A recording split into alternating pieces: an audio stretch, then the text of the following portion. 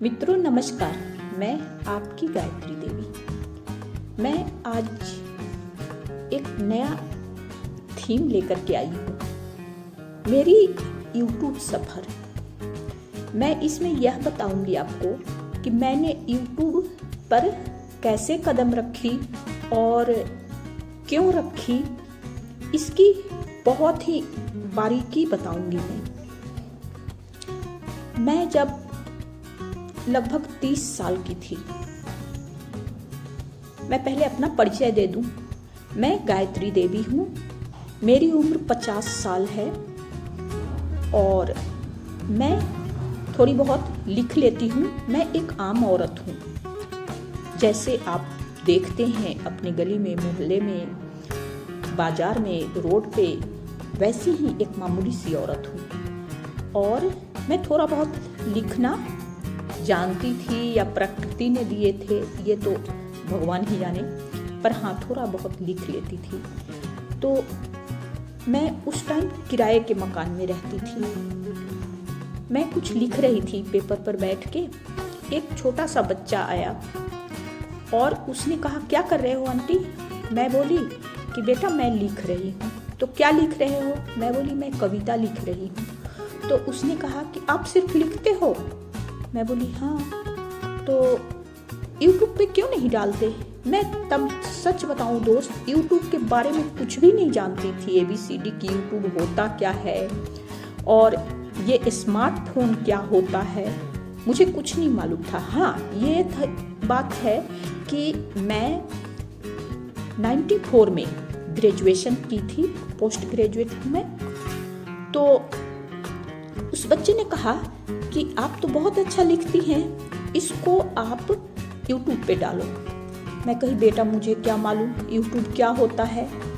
तो उसने कहा कि आपके पास स्मार्टफोन तो है ना भैया वाला, आप उसे लेकर के आओ, मैं आपको एक चैनल बना देता हूँ। मैं वैसा ही की।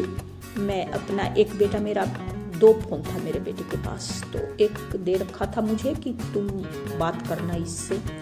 मैं वो ले आई उठा करके।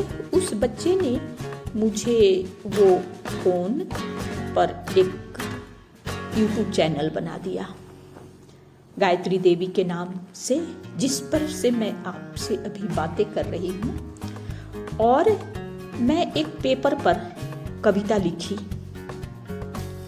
वो कविता इस बारे में था कि जैसे वो त्योहार नहीं आता अपना मकर संक्रांति, तो उसमें मैं मकर संक्रांति के बारे में लिख रखी थी कि आज सुबह सब गंगा नहाएंगे और नहाने के बाद दही चूड़ा खाएंगे।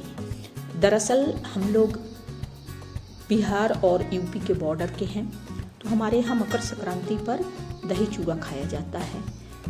तो वो लिख रखी थी मैं उसी त्योहार के बारे में कि नहाएंगे, दही चूड़ा खाएंगे, खिचड़ी खाएंगे, ऐसे ही कुछ। मैं वो कविता आप लोग कहेंगे तो मैं सुना भी दूंगी, लाइव आकर के सुना दूंगी। और अगर आप देखना चाहें तो शायद चैनल पर भी दिख सकता है, लेकिन एकदम लास्ट में 2-3 साल पहले की बात है ये। तो आपको ऐसे ही पेपर पर एक लिखा हुआ और सामने मैंने रखा सूरज की रोशनी में, और उस बच्चे ने उस पेपर को फोटो खींचा और अपलोड कर दिया। तब ये भी नहीं जानते थे कि डिस्क्रिप्शन क्या होता है, टैग्स क्या होता है, टाइटल क्या होता है। बस सीधा मैंने उस कविता को फोटो खींचा उसी मोबाइल से और डायरेक्ट अपलोड कर दिया। आए कितने व्यूज? 250 व्यूज आए।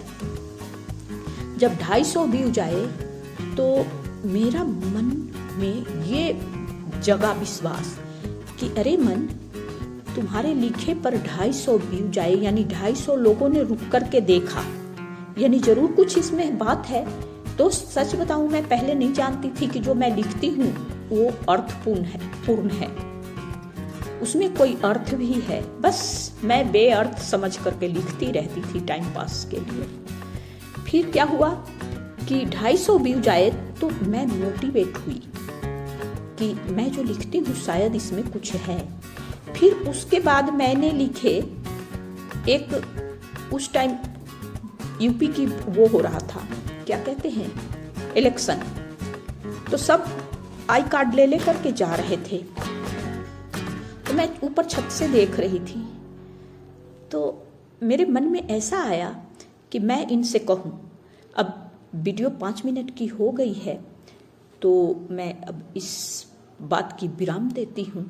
अगर आप ऐसी कहानियाँ सुनना चाहेंगे, ये बिल्कुल मोटिवेशनल है और एक धरती पर की औरत की कहानी है, जो आज आपके सामने मैं हूँ, जो भी हूँ, मैं बहुत बड़ा इंसान नहीं हूँ, लेकिन जितना आप लोगों ने स्नेह दिया है उसके काबिल मैं तभी बनी हूँ जब आप लोगों ने बनाया है। फिर मिलेंगे, धन्यवाद दूसरे एपिसोड में। आप जरूर कमेंट्स करके बताएं कि आपको ये कहानी कैसी लगी।